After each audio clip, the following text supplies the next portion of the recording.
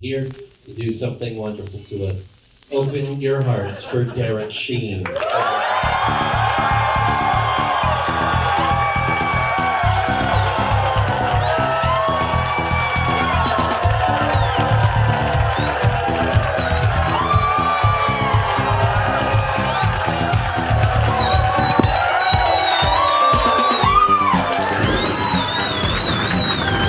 Thank you all so much for coming out tonight. This means a lot. Wow. Just up top, if I seem at any time overly aggressive, I would like to apologize because I am currently on testosterone. Now, this is because I was just recently diagnosed with ADHD at 55 years old because I finally showed up for my appointment.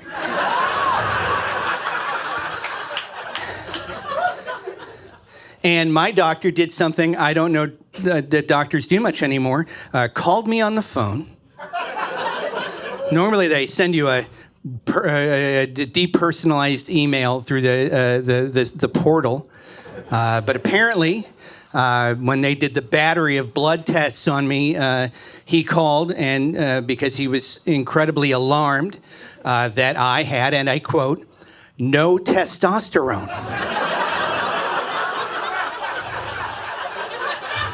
At all. I had no testosterone. And I said, hold on a second. I just spilled my sipping chocolate all over my summer dress. Can you say that again? Why am I crying? Why am I crying? Just turned down this Korean rom-com I'm watching on Netflix, and it's all the rage. What am I doing with testosterone anyways? I wasn't using it. I'm perfectly fine without it. It's not a thing that I have a need for, especially at this age. I'm not an aggressive person, and also I'm a sit down to pee guy. Always have been, always will be. I know a lot of men. They're like, I would never. You're sitting down now? Because you like sitting. What is it, situational? No pun intended, but I mean, really, now that I think about it. You only sit down when it suits you. You stand up just because you can. It doesn't mean you should. I'm a sit down. I have enough testosterone in me to allow me to pee standing up in an emergency situation only. There is no need for me to be standing up. And as an added bonus, I turned 56 in a few hours, basically. I normally, and I'm not used to this, normally I have some kind of a clock on the stage. I don't need one anymore because I am now turning an age that is 20 years older than I ever expected to live. And so time means nothing anymore. I'm just going to drive it like I stole it from here on out.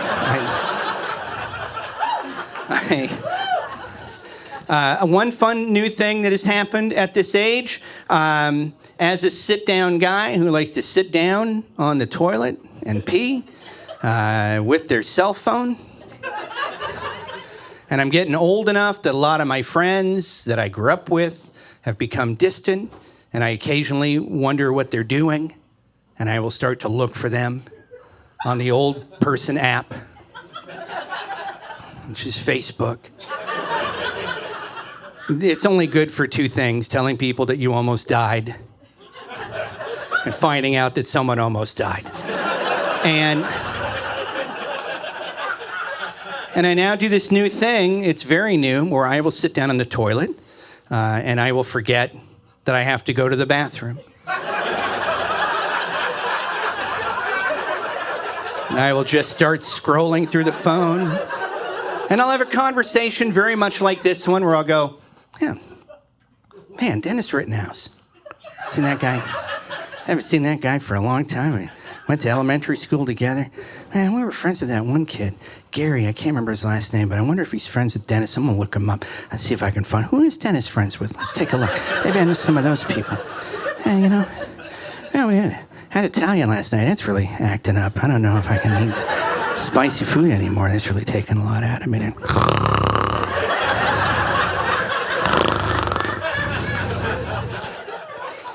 And I just fall asleep on the toilet. And not a short power nap, 10, 15 minutes. I'm talking full USDA regulated REM generating sleep. 7 to 9 hours of hard sleep. Recuperative sleep on a toilet. And my wife and I only have one bathroom. And she has walked in on me and seen me sleeping and gone to the Costco to use their bathroom.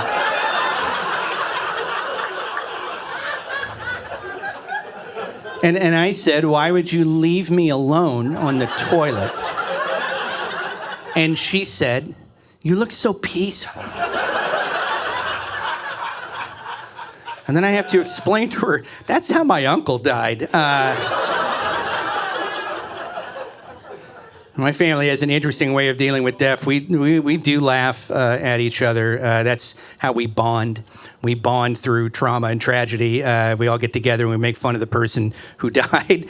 And I'll never forget my mom calling me and through laughter said, oh my God, they found your Uncle Terry. He'd been on the toilet for 8 weeks.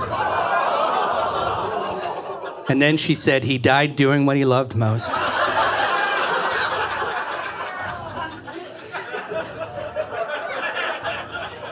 It's weird to get old if you haven't gotten old yet. Hopefully you do. I hope for your sake. But there's a certain point where I don't want to get much older. Like, have you met old people? Like, have you met people in their 90s, is what I mean. You know anybody in their 90s? They're not fucking jazzed to be alive. Nobody I know in their 90s is like, oh, this is the best it's ever been. I fuck so much longer now. Slower, maybe. Slower, I believe. My grandfather, rest in peace, Chuck, my favorite man in the whole world. He lived to 96. That's way too long. And he was very vocal about it. And on his 90th birthday, this is a real thing he said to me on his 90th birthday. He said, Derek, if I knew at 80 what I know now, I would have killed myself at 80. And I said, why would you say that? In this Olive Garden. On your birthday. And his response was, because I don't wake up anymore, Derek. I come to. Oh, I hadn't thought that far ahead. Have you stopped to realize that if you're blessed with a long and healthy life, at some point you will begin each day in shock that you're still alive? What a horrific way to start a weekday morning. Just, fuck this again? God damn it. Holy shit. Oh, when does this stop? I didn't put any clothes in the dryer last night because I was hoping I wouldn't have to.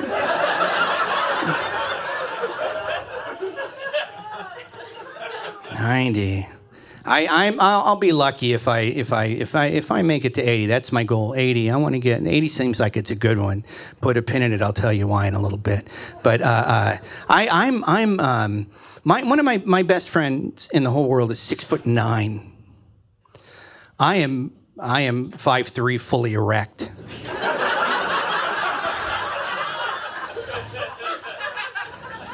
(6'9", and we're both around the same age. We're older guys, and we're battling our weight, and we're trying to motivate each other to stay active and walk and exercise. We went to Chicago for Comic-Con, And we both bought Apple Watches because we wanted. I don't know what else it does. I just use it to measure my steps. I have no idea if it tells time. I only go to the one thing and I'm like, how many fucking steps do I have? And I am actively counting right now. So as I'm walking back and forth on stage, you might say, he's very active. No, I am trying to hit a number. I am trying to hit a number. And so we got our Apple Watches and he was like, hey, tomorrow we're going to be on our feet all day. So let's challenge each other to see how many steps we can get. We'll get up in the morning. Let's meet in the lobby and put our watches on so they're synced up. And then we'll walk to the convention center. We'll be on the floor all day. We're going to be on the floor for 8 or 10 hours. We'll walk back to the hotel. We'll get ready for our show that night, and then we'll walk to the venue, and then we'll walk back to the hotel and really just try to get as many steps as we can. And so we did. We met in the morning. We put our watches on. We walked to the convention center. We were on the show floor for 8 or 9 hours all day, walked back, went to the show, came back to the hotel at 11:45, and he said, okay, let's check it out. Holy shit, 32,000 steps. And I said, holy shit, let me take a look. 76,000 steps. 76,000 steps. I didn't know that was even possible. That is roughly 22 miles, which is close to the difference between the Shire and Mordor. That we walked all day. 76. I was with him the whole day. I never left his side. And in order to stay with my friend, I had to walk an additional 16 miles. These little fucking pig legs, just kibbles and bitsin', all up and down Chicago. These aren't knees. These are tall ankles. That is what I have. And I have a 25-inch inseam. Yeah. Some of you, I'm 70% torso. 25-inch inseam. You can't just walk into a store and buy pants with a 25-inch inseam. There has to be a team of fucking people on board to hem and dial these pants in. I got to take them to 3 different people. Some for the length, I got to take it in. Sometimes they're too tight in the middle because they made the legs really short, but they didn't do anything else. And I go, I want to pull them up. Or sometimes the pants are too low. Sometimes they're too high. Nothing ever fucking fits. 25-inch inseam. That also means I can't just go to the adult section of a department store and buy my jeans. I have to go to the teen section. Not just the teen section. I have to go to the Husky Teen section. And let me tell you something. As an adult male, if you go to a department store and walk into the Husky Teen section without a Husky Teen next to you, they think you're trying to butterball a teenager.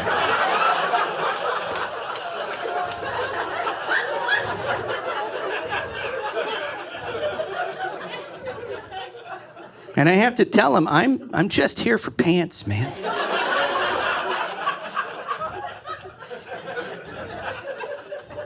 They don't know that I'm not interested in any of that. I am not a sex person. I don't give off sex energy. It's not my vibe. I don't put that out into the room. I don't give off fuck guy energy. I don't have fuck power. I don't have sexual energy coming off. And I say this, by the way, to rooms full of people. And no one ever has said, what? No. Really? I do not fuck. I don't want to fuck. First off, I don't like the smell. I don't like people. I don't like to be present. It's like 30 seconds I can't be on my phone. And I'm married to a person. And I love her so much, I leave her the fuck alone. She does not need that in her life. She works hard. She deserves respect. She does not need this creeping up on her. As it is, my dick looks like a boiled peanut. And if you push it, Calliope music just starts to play for no reason. I don't know what that is. I love her enough to leave her alone. She does too much. I would never, after a hard day's work, she comes home, she doesn't need me clabbering up her torso like a horny spider monkey, just digging my little pig hooves into her thighs and pushing her onto the floor and crying into her open mouth. Like, she's an adult with feelings and hopes and goals. I entertain her. That's my job, okay? I don't need to, and also, I don't have the mechanism. This body, I have no ass or hips. I just go from spine to femurs. I have no pivot point. There is no physical way for me to thrust myself into a person. I have no method for that. The only part of me that moves is my neck. So it's like fucking a Pez dispenser. And that's not entertaining. And when we've experimented in the past, first off, I can't be on the bottom because I'm claustrophobic and I don't.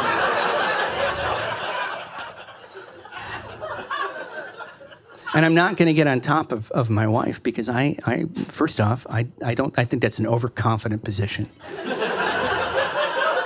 Comes with a lot of power, and I don't like that.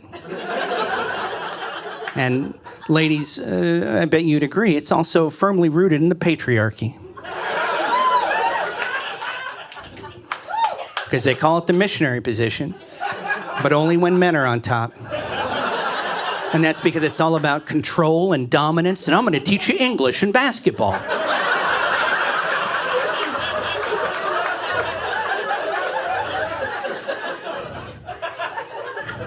Two things I'm not good at.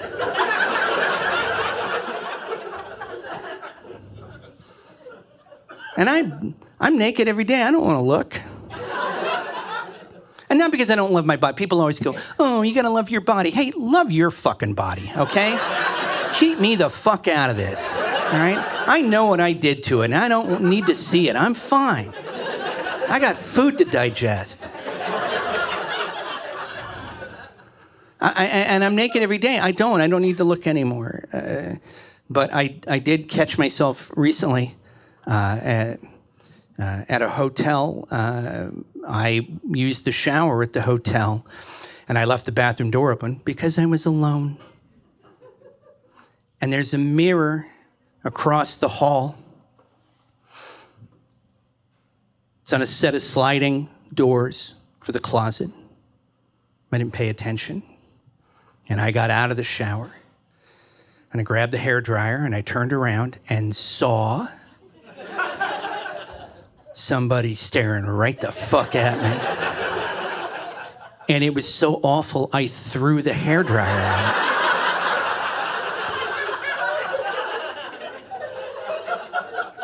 it. Like, you don't want to fuck this, you know? I almost yelled at it, you can do better. Have some faith in yourself. But I got a good look at myself, and I now look like if yogurt had bones in it. I look like if a nut allergy made a wish to be a real boy, and that wish came true. I'm not a fuck guy. I don't fuck. I don't like it. I don't put energy there. You know what I am? I'm interesting. That's my power. I'm an interesting guy. You want me at your party? I'm interesting. I have great stories. I get people, they all kind of lean in. You know, I'm great at starting a story. I get everybody's attention. They're all ears. Here's the problem. I'm interesting, but I am not relatable at all. And at some point, about 3/4 of the way through this story, I forget that it will take a turn that nobody wants to be a part of. And I now just all made them a witness to a murder I saw. And because I don't know when to stop. And so you want me at your party for a little while.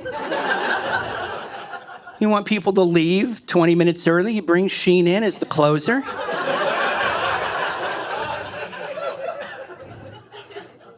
I'll tell them a fun, interesting story that's not relatable at all. You know, like, hey, when I was in my 20s, I dated an ESL student.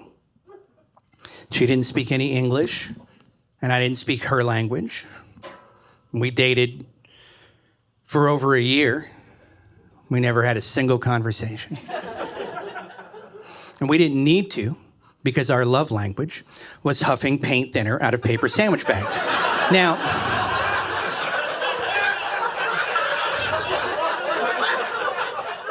and then one night, we got pretty oily, and she showed me how to hotwire a car. And then we stole a car, and we drove from Vancouver, Canada, all the way to Eugene, Oregon. We stopped 4 times for gas, which we huffed out of paper bags. And then we parked that car on a street in Eugene, and we lived in that car for almost 90 days.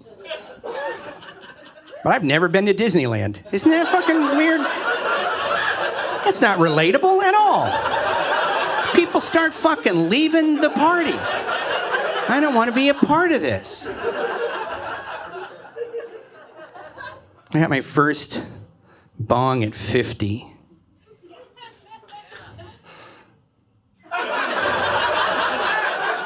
I didn't start smoking pot till I was 49.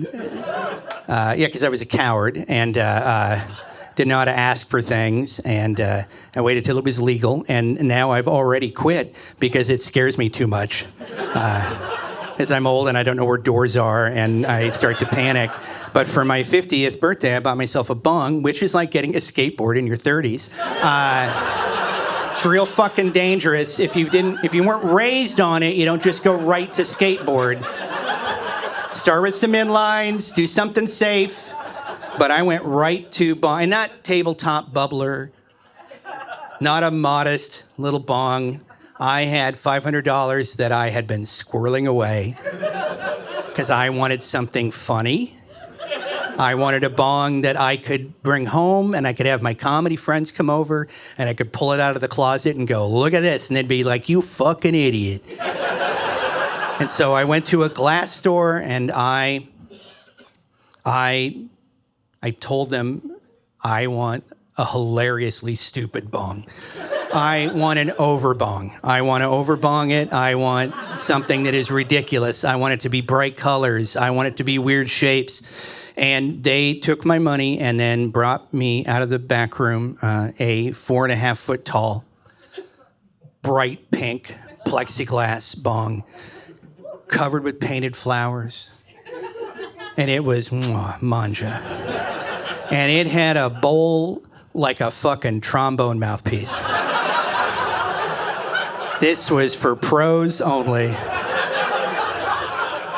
These wheels were 5s, baby, and it was going to take you, if you're where my brass wind nerds at, it was like a King 7C. The embouchure was real thick, and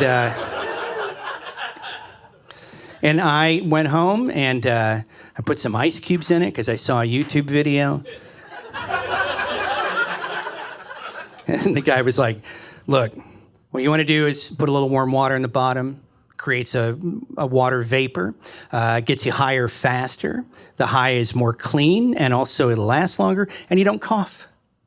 And I'm like, this is all stuff I want. And so I waited until my wife was asleep, because I didn't want her to know that I have a problem. And I packed this thing with a heroically thick mound of green, and I couldn't push it down. And all I had was a barbecue lighter. Because I didn't plan ahead, and you see these hands. I can barely get that thing started. It's got a safety I got to do with one finger, and I got my little fat fingers in there to pull the trigger. Why don't they have those fucking triggers on social media? That's what they should have. Protect you from that. And so, trying to light this thing, and then I take a hit way bigger than I should have. I thought I was being a hero, and I didn't feel it. He was right. I got this nice big chest full of vapor, and I pushed it out into the living room, and I watched it kind of float away, and I was like, fuck, I'm already high. And it felt great for about 10 seconds. And then a crushing anxiety attack followed that, where I just plopped myself on the couch and dug my fingernails into the underside of the cushions for about an hour and just stared at my reflection in a television that wasn't on. And my own voice just repeated on a loop, my own voice just saying this over and over again. Oh, you're way too high. You're way too high. You're never not going to be high. You broke it. You broke it. You're broken. You're broken. Hey, man, people know you have a problem. People know you have a problem, and they don't want to tell you. You're way too high, and you're always going to be high, and you're never not going to be high. This never goes away now. This is how you are now. Always scared. Pretty sure I just heard the cops outside. I'm sure the cops are here, even though it's legal. Probably should go to rehab. You're way too high. Hey, Derek, listen to me. It's me. It's you. It's me. Listen. Pretty sure right now, and I'm no doctor, but I'm pretty sure that we're having a heart attack. And let's not wake our wife up. Don't want to cause a panic. Instead, let's drive ourselves to the emergency room. But let's take her car just to be safe.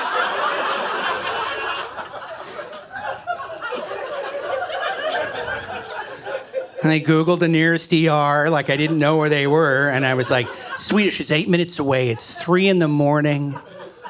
I get in the car. It's an 8-minute drive.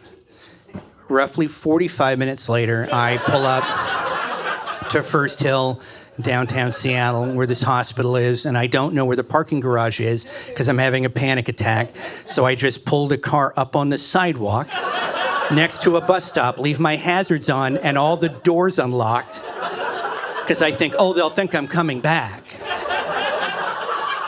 And then I run into an empty emergency room, and there's one admitting nurse sitting there, and I say, I'm having a heart attack, and she drops what she's doing, and she looks up alarmed, and then she sees my giant doll eyes. And she begins to chuckle. You're okay. You're all right. I think you're having a heart attack. Did you smoke marijuana tonight? And I was like, a little bit, but that's not the problem. I'm having a heart attack. Smoked a little bit.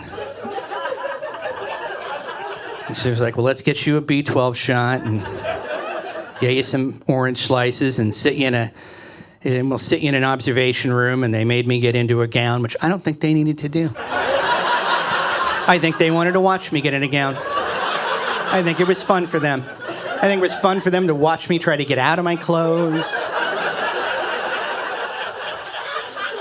Stuck my head in a sleeve. I just got stuck there.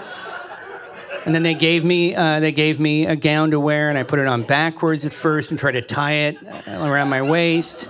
And they were like, "Are you okay?" And I'm like, "Obviously not." And they were like, "Where did your underwear go?" And I was like, "I have a process." And all artists do. I have a process.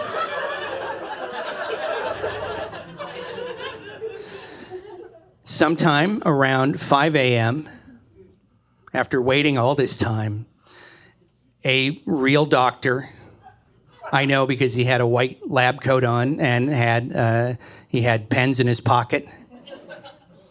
and a clipboard. And I don't know if you've been to a city hospital at night or early in the morning. It's a horror show. It's usually like a Civil War field hospital. And these doctors work all night to pay off their student loans. And they're waiting for something. When it's a slow night, give me something. And there was nobody there that night. It was a slow night. And this doctor walked in, and I've never seen, well, I've seen adults with this level of disappointment before. But not this level of seething disappointment. It was different. Like, he was excited. There's something to do. And then he walked in, looked at the chart, and went, oh, son of a bitch.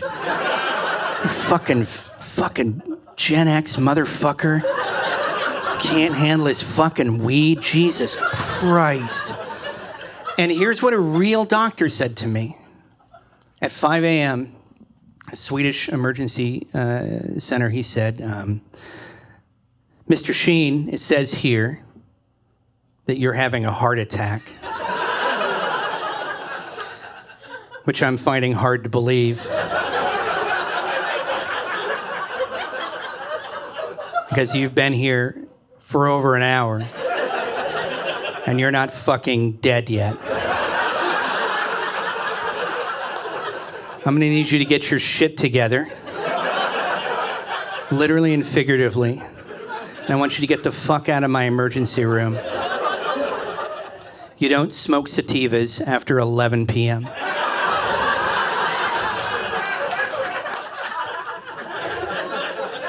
And then he let me drive home.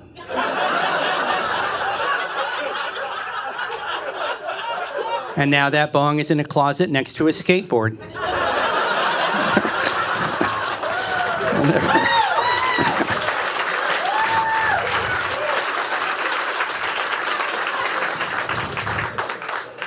I've done a lot of drugs. I was a bell-to-bell drinker for a long time, chronic alcoholic, and I've done a lot of pills. I had a prescription thing for a little while. Done inhalants.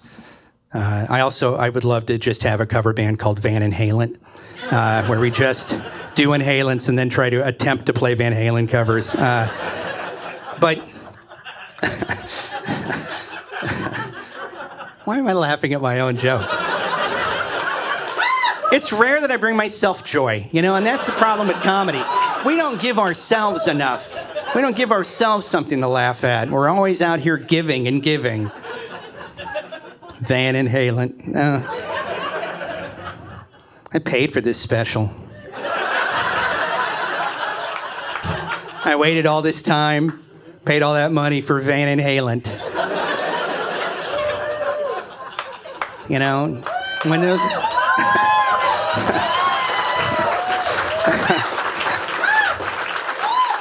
I've done plenty of drugs, but I have made it to 56, and I have never done cocaine. Yeah, I've never done it. Not once. I've never done cocaine. It's a drug that I can't start doing now. That's a drug you do not start in your 50s. My ticker's not ready for that, and I'm all about I'm coming down. I want to go to bed early. I don't want to stay up late, talk to people. I've never done it. But I have been to thousands of parties where everyone is openly doing cocaine, and no one has ever offered me cocaine. What does that say about me as a person? I think it says, I like you, but do I want more of you? Do I want to wear you like a scarf all night?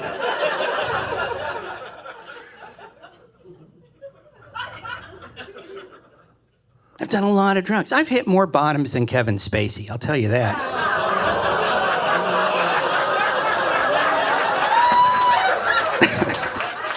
That's a fuck Kevin Spacey joke. Don't fuck Kevin Spacey. That's what that is. That's a don't fuck Kevin Spacey joke. Done a lot of drugs. I've never done cocaine, but I have done crack cocaine, which is different. and fucking really good. And I had a religious experience. It was so good that I heard a voice that was like, hey, don't do this again. Don't do it. We can't do it. If you do this a second time, we're always doing it. We'll never stop doing it. We will ruin our lives. We can't do this again. It's that good. It was so good. If you've never done crack,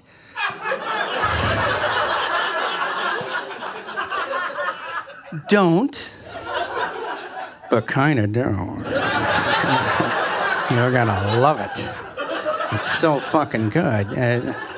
I get it, but I'm not. I stopped, but I now have an agreement with my wife that if I live to 80, I can do all the crack cocaine I want.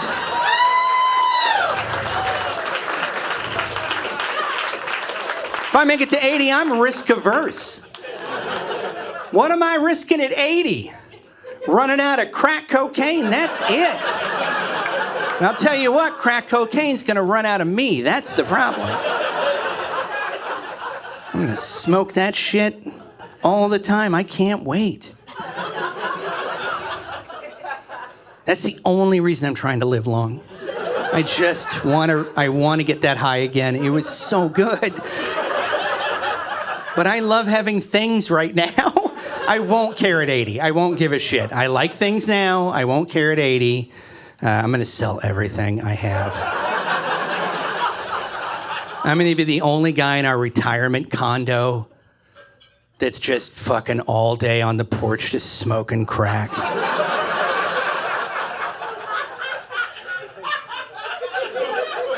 I want to be that old man who lives in one of those fucking Redondo condominiums for people over 80.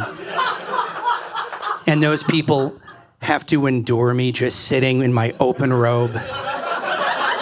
Just fucking empty can of Pepsi or a light bulb. Just fucking going for it.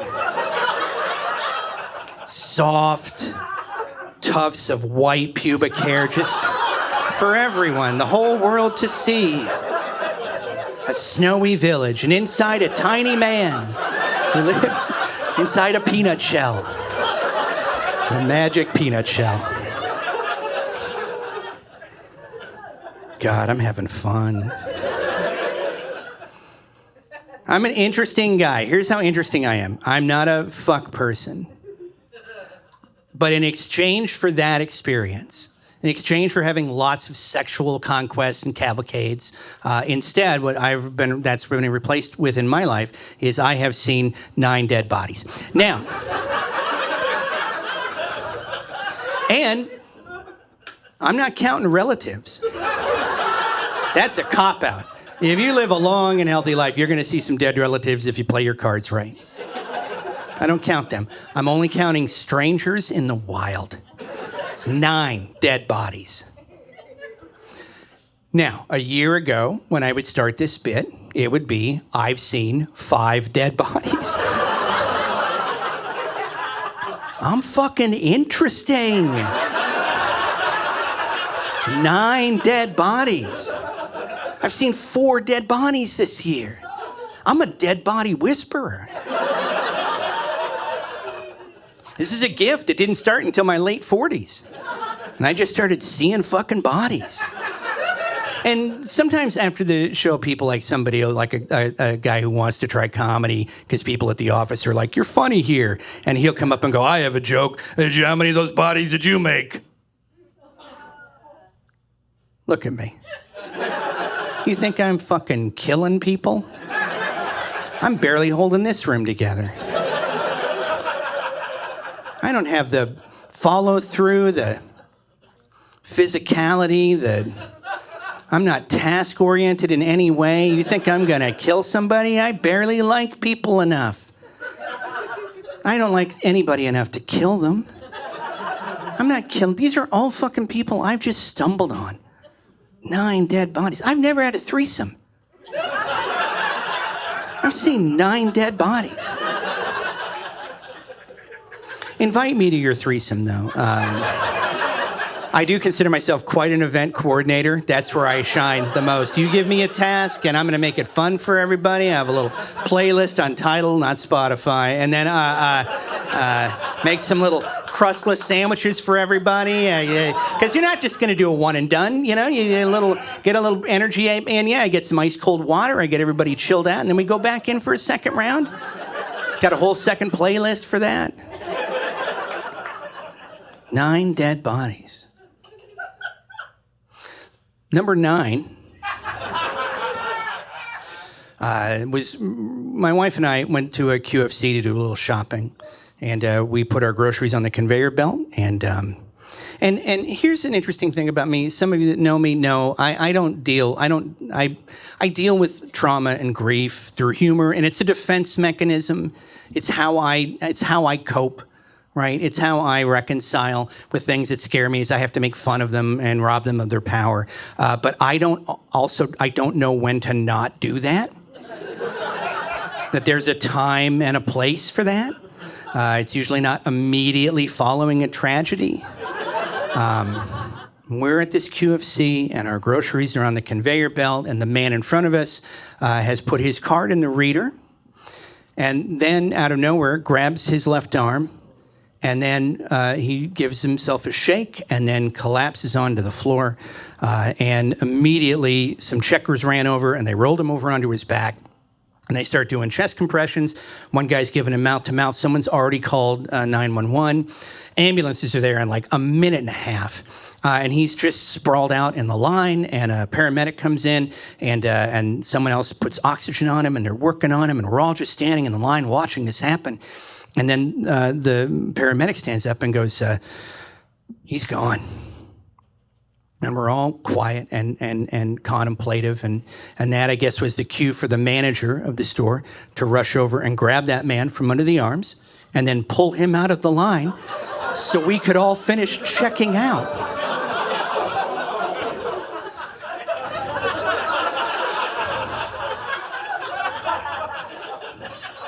And because I didn't know how to react, I turned on my heel and said to my wife, loud enough for everyone else to hear, "Oh, good, I almost put the ice cream back."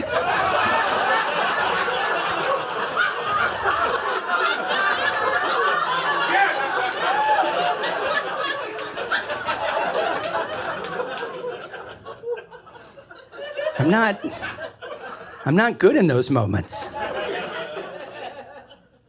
I'm not good in those moments. I'll tell you, getting ready to turn over another year, and they just keep coming, and they don't stop coming. Back to the ground. Just hit the ground running. So much to do, so much to see. That's what's wrong with taking a back seat. You never know if you don't know.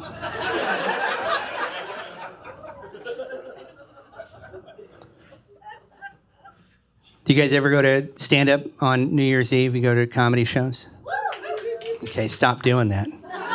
Stop. There's other stuff to do. That's the one time of year you shouldn't go. If you've been to a comedy show on New Year's Eve, it's usually because you're like, everything else is sold out. And then it's a guy like me who's like, oh, my penis. And you're like, fucking, when are the balloons?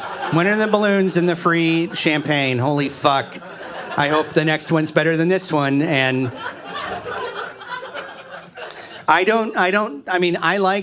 used to like the New Year's Eve gigs because of the money. If you're a comedian or a performer, that's kind of our money day. Like if you get a New Year's Eve gig, you are absolutely positively sure to bank a lot of cash. And I did the last New Year's Eve show I ever need to do ever. And it was last year, and I'll never do another one. And you know what? It was so bad that it set a bar for comedy for me. It doesn't even matter how this goes tonight. It can never be as bad as New Year's Eve last year. And it's great because now I can just have fun. I'll never hit that level of awful shittiness again. And I got hired to do a winery in Central Oregon, and they offered me more money than they should have, enough that I was alarmed. I actually asked them, I was like, have you seen me before? And they promised me they had, and they offered me an incredible amount of money and to fly me out to a winery in Central Oregon, which is only like a 6-hour drive. But I was like, fuck it, carbon footprint, let's go. Fly me out. Small jet, too. The smaller, the better. And they put me up in a hotel, and so I get to Central Oregon, and there was a married couple that hired me, and they said, hey, so it's a private fundraiser, and we're just really glad you're doing this, and so we're going to come pick you up at 7:45 from the hotel. At 8 p.m., they open the doors and let everybody in. There's a buffet for everyone, so they're going to eat for about an hour. Around 9 p.m., we're going to clear service. We're going to do a little bit of housekeeping, and then at 9:15, you go up and you do comedy until 10 p.m., and then the DJ will start to play, and then that's it. And I was like, this sounds great. And they handed me the check.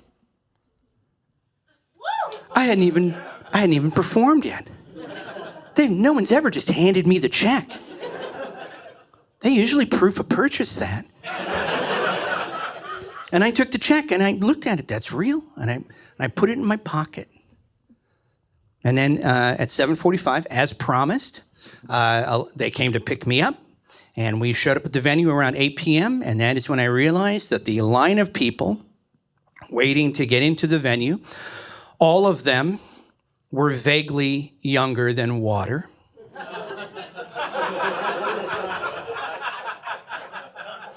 It was their last New Year's Eve walking the earth.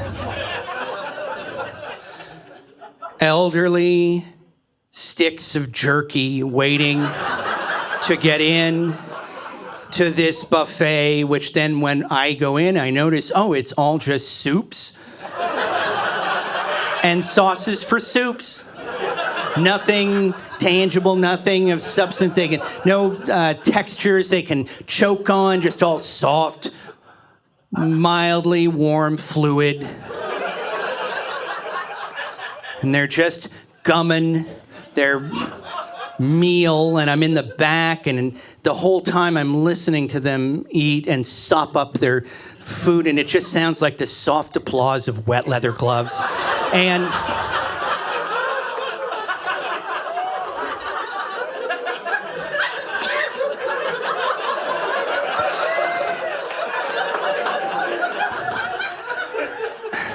I'm going to break for a second because I never get to tell this story again after tonight, but I cannot tell you how much joy it brings me to say the soft applause of wet leather gloves.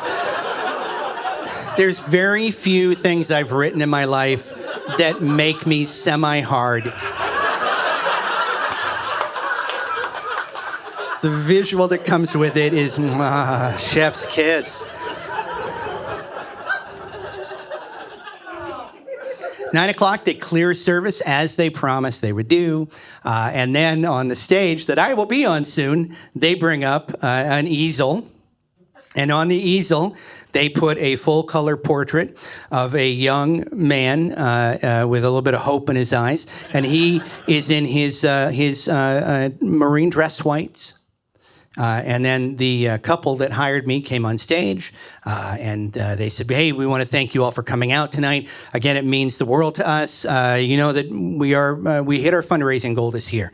And so this is a celebration for all of you that have donated to their son's memorial headstone because his MRAP hit an IED in Afghanistan, and he died instantly. And they wanted to bring him home and place him in the family plot and build a marble statuary to honor his sacrifice and his memory.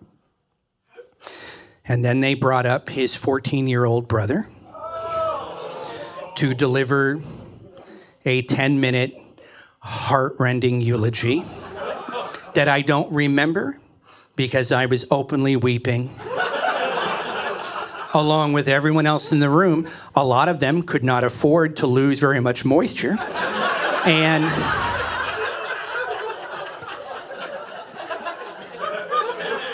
I don't remember what he said, but I will never forget how it ended.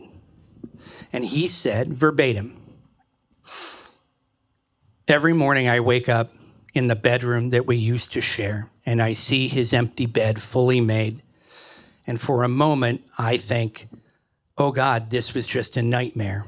He's still here, and I will go downstairs and he'll be eating breakfast, and I will have a chance one more time to tell him how much I love him. Now, they say the best medicine is laughter.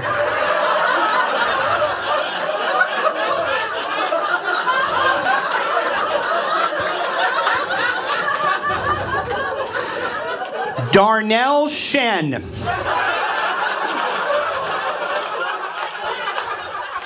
That's not even my fucking name. And I don't care. I wander onto this stage, cheeks red from crying. I'm checking on everyone. Are you okay? Do you need anything? I'm not on stage 30 seconds. And the father comes up and gently just takes me in an embrace away from everyone, slides the microphone out of my hand, and then says into my ear, I'm sorry, we didn't plan this right. And then the DJ just starts playing fucking Steely Dan out of nowhere.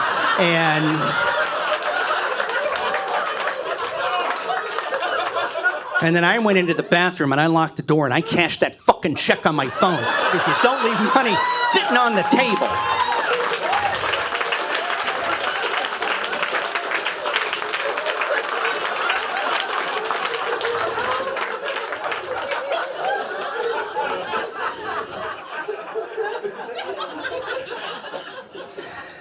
Interesting stories.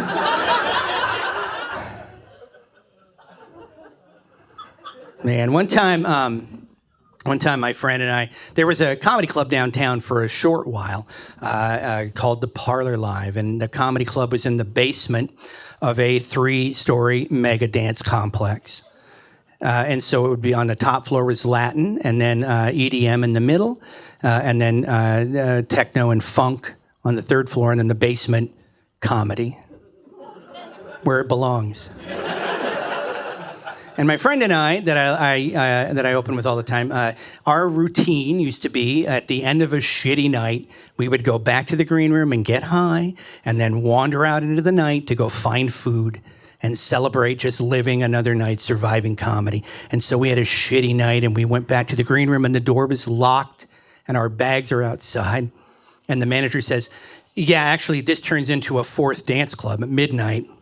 So you guys got to split. This becomes a VIP lounge. And we were like, what? And then this woman that we didn't see just came out of the shadows. And she was like, I heard you guys want to get high. Follow me down the hall to the service elevator. I'll take you to street level and get you guys baked. And we were like, who did this angel? Who, where, when? An angel from heaven. She's going to get us high. But I recognized her because I live here, right? You see people and their face just goes like, I know them from somewhere. Where do I know them from? But I've seen a million faces and I've rocked them all. And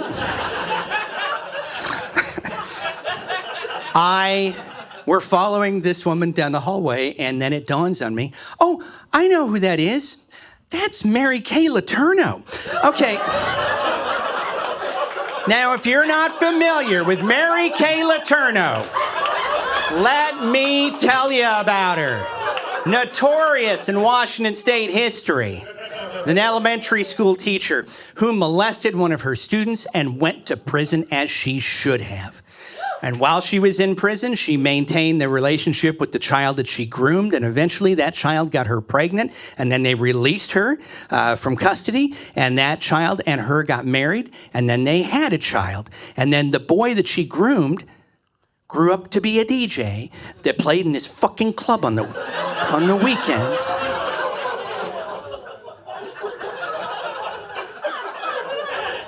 And as the elevator doors are opening, she walks out and I grab my friend and I go, hey, no, we can't get high with her. That's Mary Kay Letourneau. She's a child molester.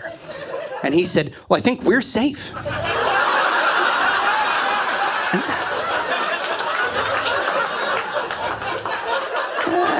And then we got high with Mary Kay Letourneau. Now, look, it's not a hero story. It's interesting at best.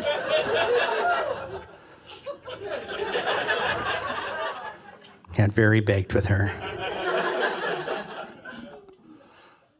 I got friends here that I grew up with, and it's so nice to like still have attachments to where I came from, and this might resonate with some of them. But when I was in 5th grade, my teacher, Mrs. Burnham, one day she popped a cough drop into her mouth, and she turned around to do something on the chalkboard. And while she was working on the chalkboard, she aspirated that cough drop. It got lodged in her trachea. She couldn't get air. She had a full-on cardiac event in our classroom, body number 1. And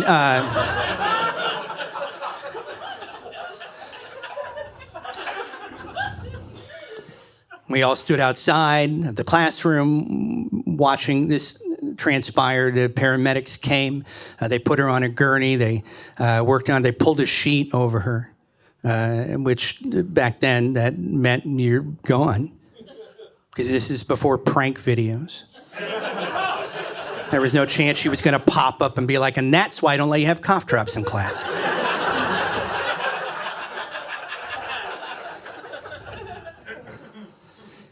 We did a couple days of grief counseling, 31 kids in my 5th grade class. A lot of us had a hard time reconciling with our first death, and then a couple days after that, they brought in a substitute, nice enough guy. Seemed like a nice guy. All the kids adapted to him pretty quickly. All 30 kids in my 5th grade class adapted to him. One child who grew up in a broken home with a lot of alcohol and domestic violence. That kid had a real hard time adjusting to it and did what came naturally to him and just held this stranger responsible for the death of his beloved 5th grade teacher, Mrs. Burnham, and decided to mount a one-man terror campaign to get this teacher to leave the school. And here's how I did it. Now, here's what I did. And he was a nice guy. He didn't do anything. He's a big dude. He was a big guy. I remember correctly. He was roughly a little over 400 pounds and not just big, just a big guy. Not fat, just big. You know, like he didn't have a head. His neck had a face, you know. Big guy. And I used to, like, unscrew the bolts on his swivel chair. And he'd go to sit down and fall backwards and bounce his head off the concrete floor. I could have killed him, man. I'm not proud of myself now. Looking back, he used to take the screws out of the projector screen. A couple times he pulled it down and it almost landed on top of his head. And one day I took some allowance, about $5, and I paid $2.50 to 2 of my friends to stage a mock fight in class to distract this man away from his full cup of hot coffee, where I then snuck over and emptied the contents of my dad's kidney diuretic medication. Before you fucking judge me. I was not then, nor am I now, a pharmacist. So I don't know how much to put in there, so I'm like all in.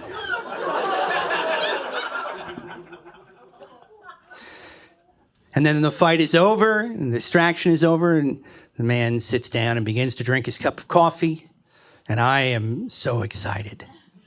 I have no idea what's going to happen. What is going to happen to his body? It's about 15 minutes, and then all of us heard a sound. You guys know that sound. It's an organic sound. It's not wet.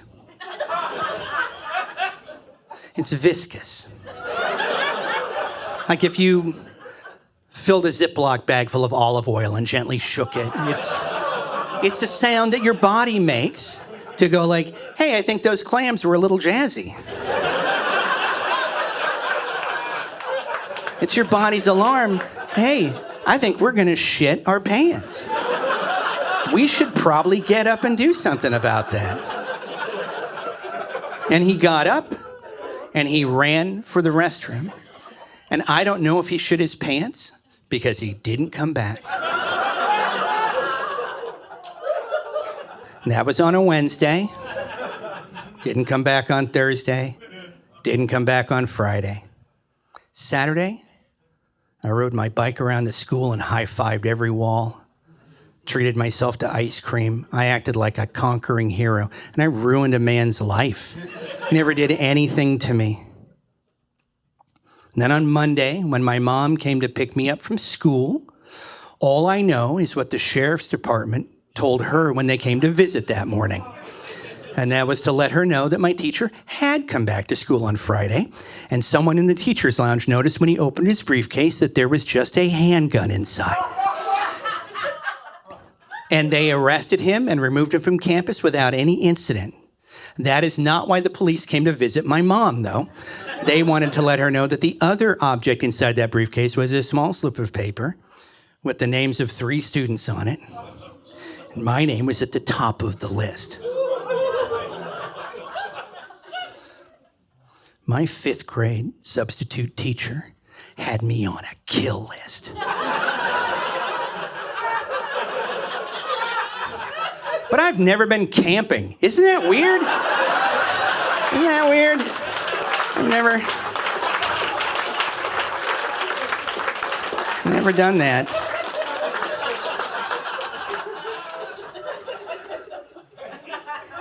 As I begin to wrap it up, I do want to talk a little bit about faith. Because I think this is fair, taking you on a journey that I have a very hard time with it myself. I'm not really a person of faith. I wasn't raised in a household with religion or faith, although my parents did send me to Scientology school for a couple of years. Not because they knew what it was, but because my mom said, "You like science fiction," and then...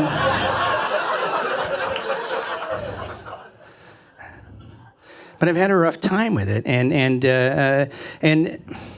this summer, my wife and I, we recently moved into a place, and it's very close to a lake, and I grew up on a lake. It's very exciting for me to be back to there's nothing, no memory is more enduring and brings me more joy than those memories of swimming in the lake with my friends, or sometimes all by myself and just listening to nature. It's being around nature, being away from my devices. And so I made a pact that I'm going to go to this lake and I'm going to swim in it this summer. And so I went right before summer was over. I got down, I got my first swim in, and I got to go early. I got to go at 6 a.m., 6:30. I'm not going when people are there.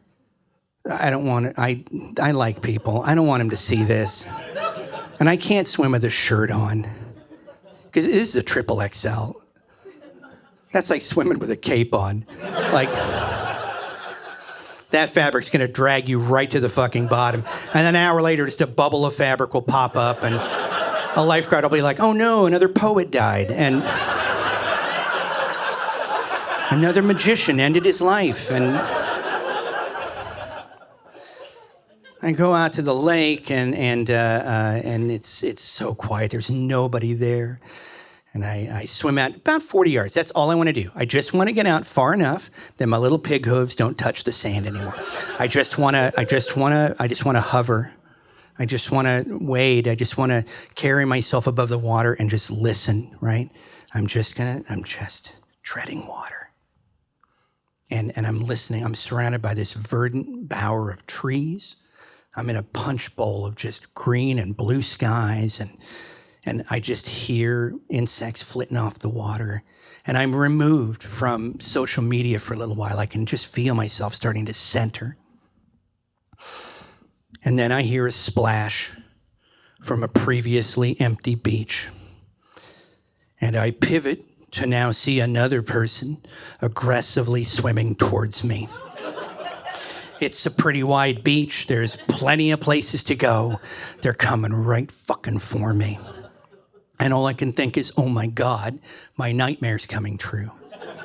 They want to talk. And I'm trapped. I have nowhere to go. I'm not a fast swimmer. So here I am just treading water. And this lady swims up to me, and now she's treading water. And she goes, "Whew, sure is cold out here."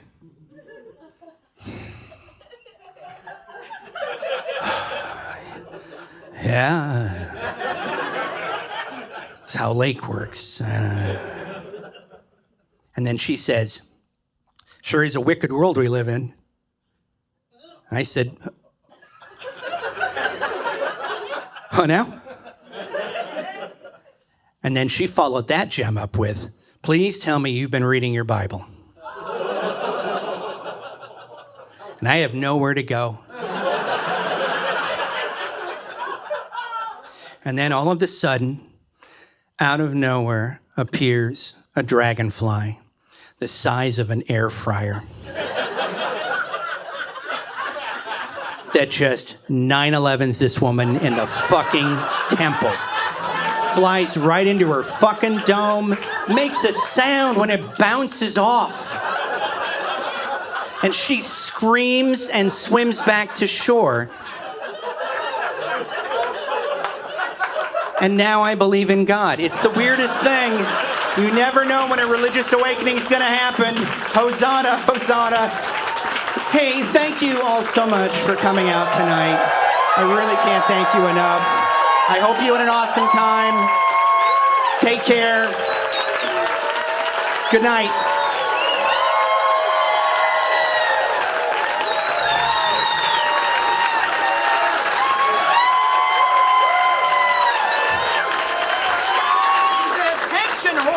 He's an attention whore who never gets enough.